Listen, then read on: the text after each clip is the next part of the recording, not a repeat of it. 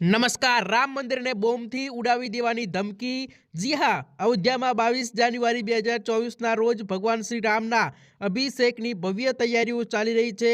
આ દરમિયાન શ્રી રામ મંદિર સીએમ યોગી આદિત્યનાથ અને એસટીએફ ચીફને એક મેલ દ્વારા ઉડાવી દેવાની ધમકીનો મામલો સામે આવ્યો છે. આ મેલ મળતા જ પોલીસે તપાસ શરૂ કરી હતી. ભારતીય કિસાન મંચના રાષ્ટ્રીય અધ્યક્ષ દેવેન્દ્ર તિવારીને ઈમેલ મોકલનાર વ્યક્તિએ પોતાને આઈએસઆઈ સાથે સંકળાયેલો હોવાનું જણાવ્યું છે. જી આ મિત્રો, આ મામલે યુપી 112ના ઇન્સ્પેક્ટરની ફરિયાદ પર સુશાંત ગોલ્ફ સિટી પોલીસ સ્ટેશનમાં એફઆઈઆર નોંધવામાં આવી છે. આ મામલાની તપાસ માટે પોલીસની સાથે એટીએસને તૈનાત કરવામાં આવી છે અને ઈમેલ મોકલનાર વ્યક્તિને ટ્રેસ કરવામાં આવી રહ્યો છે.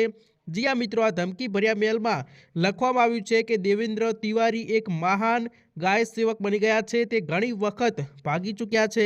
અમારા લોકો યુપી પહોંચી ગયા છે અને હવે ન તો રામ મંદિર રહેશે, ન દેવેન્દ્ર તિવારી કે ન યોગી. તેમના ઉપર બોમ્બ ધડાકા કરવામાં આવશે.